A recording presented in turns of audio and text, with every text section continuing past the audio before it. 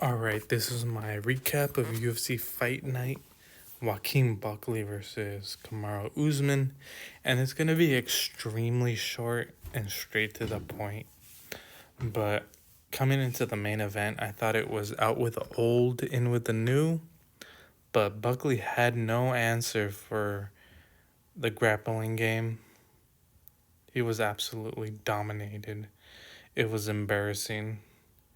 And considering the way he defeated Colby Covington and how close the fights were with Colby Covington and Kamaru Usman were, makes me confused as to what the level of Joaquin Buckley truly is.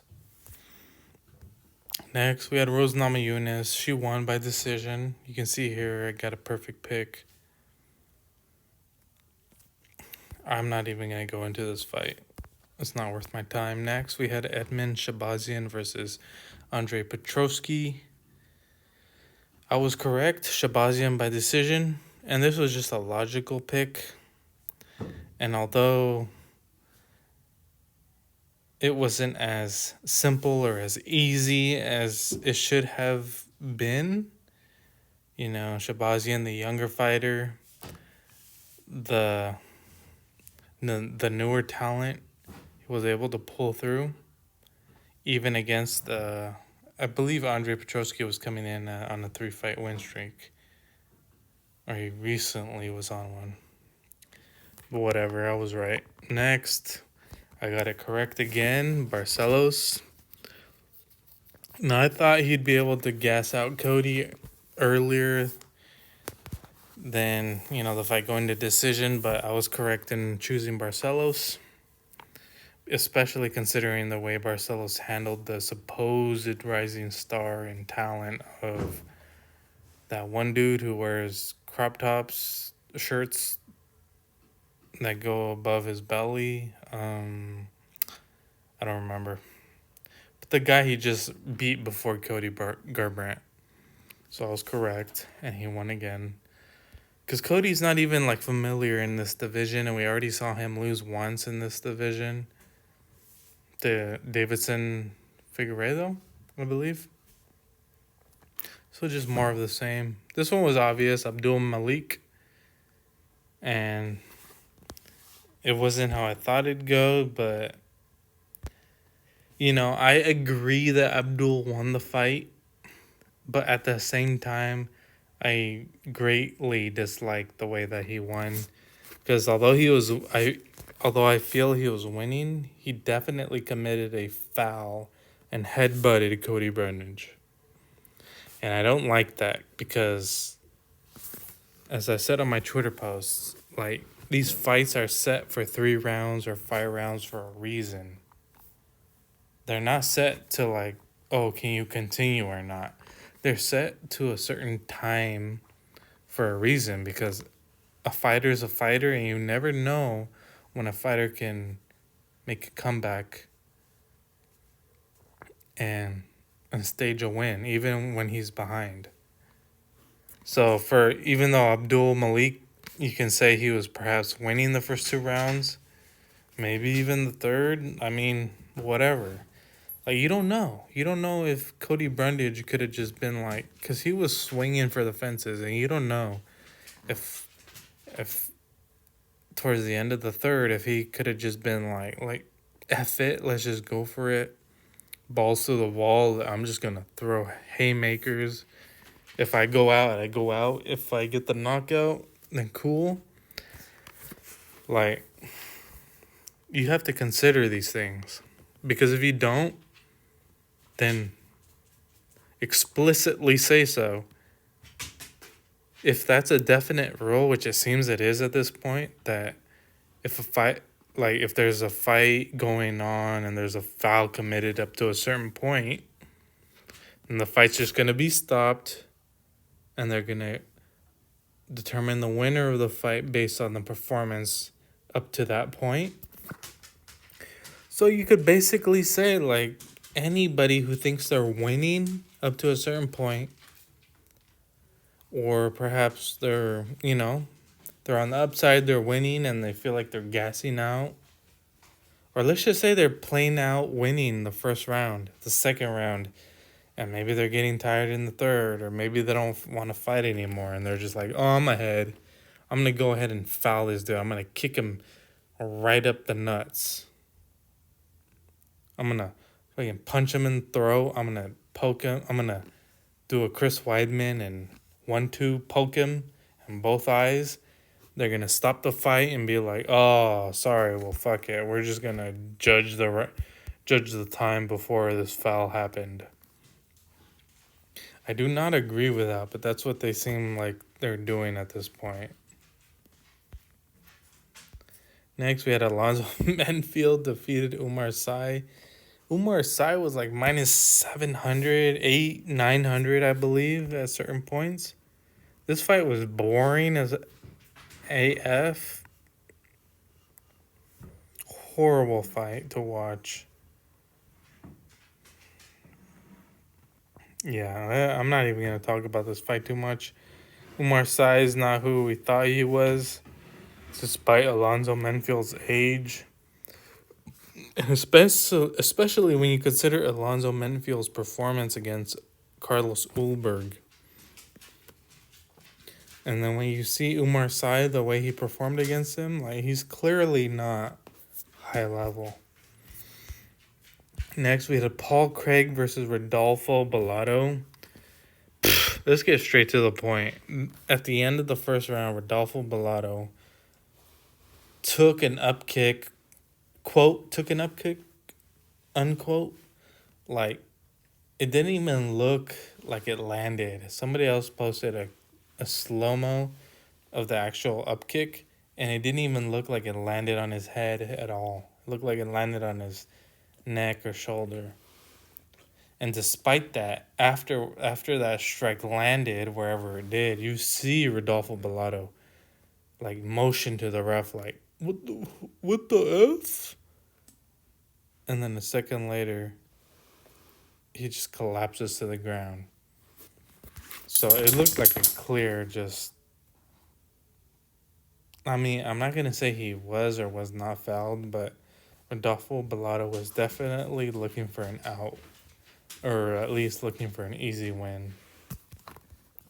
Next fight, I had Chiesa. I thought he'd get a submission because he typically does. But regardless of that, I was correct. And I saw that MMA Guru say this, but I said this before I saw MMA Guru say it. Like, Michael Chiesa, ever since he was in the bus incident with McGregor, like, he just seems like he's been comfortable as AF. Like, he's just chilling. And he's getting all these matchups which are all winnable. Even though he doesn't win them all, like, they're all pretty winnable. And perhaps that was because he agreed not to sue McGregor. Because MMA Guru says that the lawsuit was dropped. I don't know to that extent, but I was always thinking that. Why is Michael Chiesa still around? Why is McGregor not said anything about this? Because he supposedly got glass in his eye. Yada, yada, yada. So it makes sense. Then we had Malcolm Wellmaker, KO round 1. Perfect pick. Yeah, there's not much to say about this. The odds were clearly justified.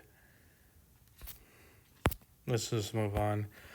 Now, this fight was a twister, because I thought Cody Durden, with his experience, would be able to put away Jose Ochoa, especially compared to Jose Ochoa's recent battle against Kavanaugh. I just thought Cody Durden's experience would match Kavanaugh's experience or exceed it and be able to do the same or more against Jose Ochoa. But Ochoa just... Yeah, he was brutal, he was violent, and he got the KO. And I had him in some of my parlays to win. And I'm glad I did, even though I didn't win. You know, I'm trying to learn the method. And here we had Simone defeat Cameron Smotherman. Went to decision, But Ricky Simone clearly won, and if there's anything to note, I would say that Cameron Smotherman fought a good fight, and he was game, and he looked dangerous at many moments in the fight. And that's pretty impressive, especially when you consider that he was fighting against an experienced veteran of Ricky Simone. Next, we have Phil Rowe versus Angelus. Here I have Luce. In some of my parlays, I had Phil Rowe. I can show y'all if y'all want, but Phil Rowe did good. Especially when he finished Angelus at the end of the third, looked brutal, looked savage. He was like posting with his left arm, the right side of Angelus's head, just propping it up while he was continuously landing right hands against the left side of Angelus's face.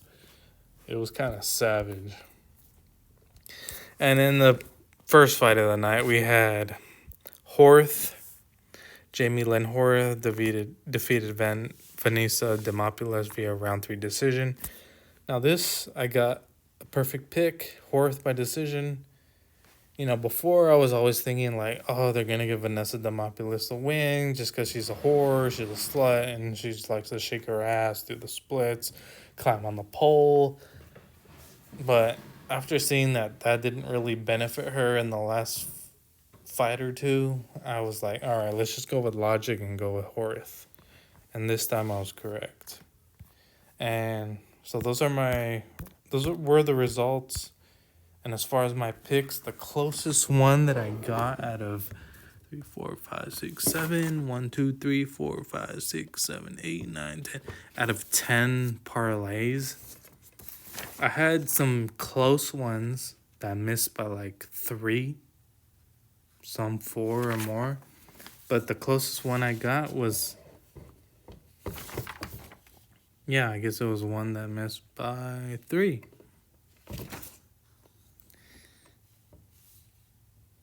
And that was, ironically, the first bet that I ever placed on a card. And the ones that lost me the bet were Cody Durden, who lost. So Jose Ochoa won. And the other one was Omar Sui lost. Alonzo Menfield won, and Joaquin Buckley lost. Kamaru Usman won. Yeah, this was a tough night to predict, but once again, I'm going to take in these results and these notes and come into next week with better picks, hopefully. And initially coming into this week, I'm not going to listen to anybody. I'm just going to go off the logic that I've gained up to this point and make some parlays. And then after that point, then I'll listen to some other people's input, and then I'll make different parlays. But yeah, the closest one, again, was what? 12. So it was 9 out of 12. The week before, I believe it was 11 out of 13. So I'm getting close. Anyway, if you all want some money, put it in the comments. If you like my video, You want to hear more from me, then subscribe. So like, share, subscribe. If you don't like me, then suck my dick. Later.